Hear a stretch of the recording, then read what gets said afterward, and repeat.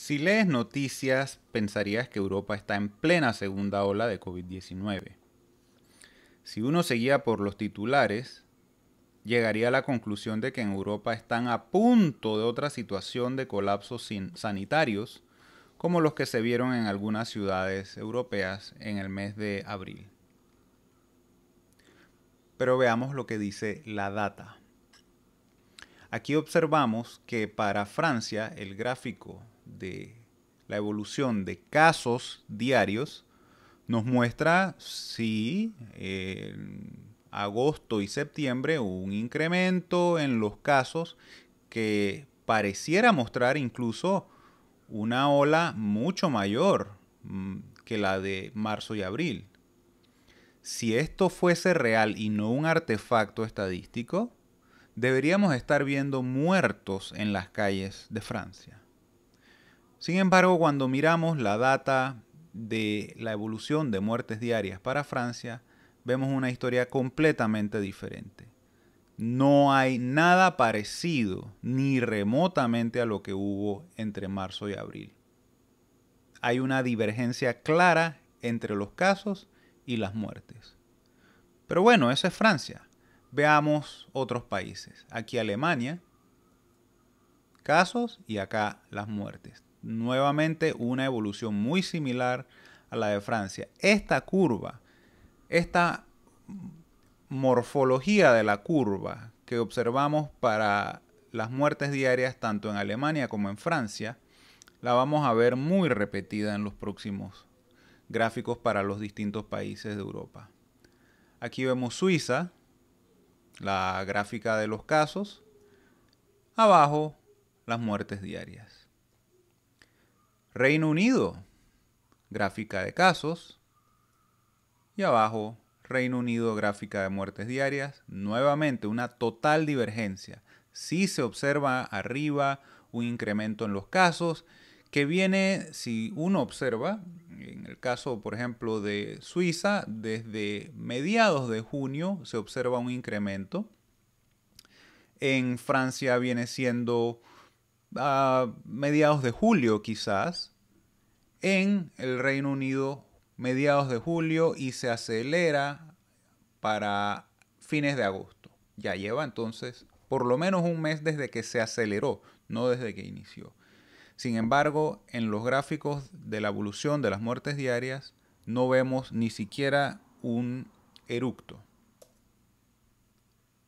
Italia, seguimos viendo otros países. Casos, hay una señal allí aparente, pero cuando nos vamos a las muertes no hay ninguna señal de nada. Suecia, una curva un poco diferente a la que hemos visto con respecto a los otros países en la categoría de los casos. Y cuando vamos a las muertes, la curva es esencialmente similar a las de los demás países para las muertes diarias. Países Bajos, vemos una aparente señal de una segunda ola más fuerte que la de marzo y abril, pero cuando nos vamos a ver las muertes no hay ninguna señal. Bélgica, historia similar, casos, es algo que asusta, impresiona, crea alarma. Vamos a las muertes y no vemos absolutamente nada. Seguimos, veamos España, otra aparente segunda ola muy fuerte, más que la de el invierno. Y cuando vamos a las muertes, vemos un pequeño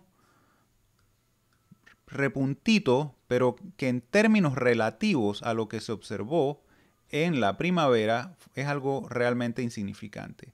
Si uno observa la pendiente de la curva aquí en marzo, es algo que sube de forma radical, como un cohete. Alcanza un pico y luego inicia un descenso.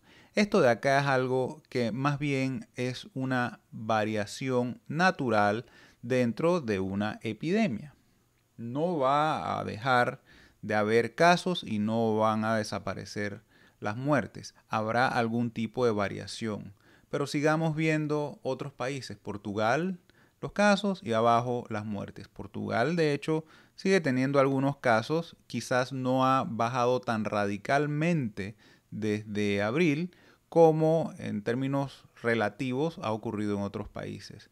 Pero lo importante es que el pico ocurrido en marzo y abril no se está replicando. Austria, casos. Austria, muertes. Nada que ver por aquí. Dinamarca, casos. Otra supuesta segunda ola terrorífica. Y cuando nos vamos a las muertes, no hay absolutamente nada que ver. Alguien podría replicar, bueno, Jaime, pero es que apenas están comenzando los casos. Seguramente las muertes vendrán después, como pasó en marzo y abril. Pero eso no es así. En marzo y abril los ascensos en los casos fueron sucedidos por ascensos en las muertes con un rezago corto de aproximadamente 2 semanas o menos. Aquí lo podemos observar con España.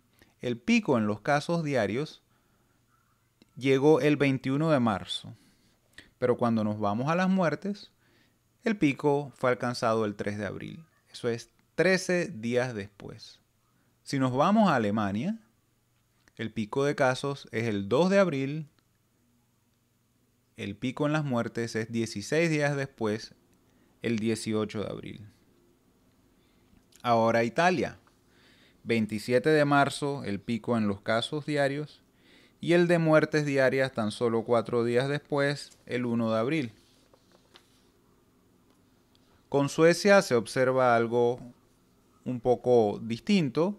En el gráfico de los casos diarios se observa una evolución diferente a la de otros países, en que veíamos un pico pronunciado que luego se transformaba en un descenso también marcado.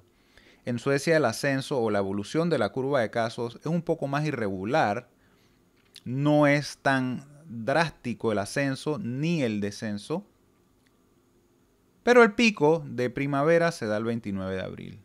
Sin embargo, cuando vamos a las muertes, esta curva sí es esencialmente indistinguible de las curvas de evolución de muertes diarias de los demás países europeos. Un rápido ascenso, un pico y luego un sostenido y franco descenso que se mantiene hasta el día de hoy.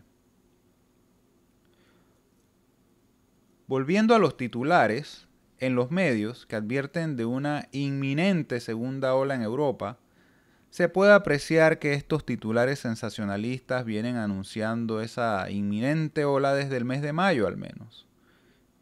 Aquí tenemos tan solo algunas muestras de titulares en medios impresos que ya advertían en el mes de mayo de repuntes de casos, con alarmismo, y anunciaban que los desconfinamientos eran algo peligroso y que iban a causar otra hecatombe, como la de la primavera. Y así, esa ha sido la tónica en el verano europeo. Los medios vendiendo lo que los medios suelen vender, que es alarma, sensacionalismo. Como el cuento del niño que grita que viene el lobo. Estamos ya en septiembre y aún continúan. Y sí, como hemos visto en los gráficos, hay aumentos en los casos, pero no se ha dado un consecuente aumento en las muertes, más allá, como quizás en España, un pequeño incremento que está dentro de la variabilidad que habría que esperar en una epidemia. Pero entonces, ¿por qué aumentan los casos sin que se observe un consecuente aumento en las muertes? Bueno, hay posibles explicaciones diversas. Pero este video ya se está haciendo un poco largo y no lo quiero extender demasiado. Lo cierto e incontrovertible hasta aquí es que actualmente en Europa no hay una segunda ola según ningún criterio clínicamente relevante. Ello no quiere decir que no pueda haberla en el futuro, pero no podemos vivir en permanente pánico gritando lobo, lobo todo el tiempo. Debemos tener cuidado con el sensacionalismo mediático que está diseñado para mantenernos en permanente estado de alarma y alerta. Eso es lo que venden los medios.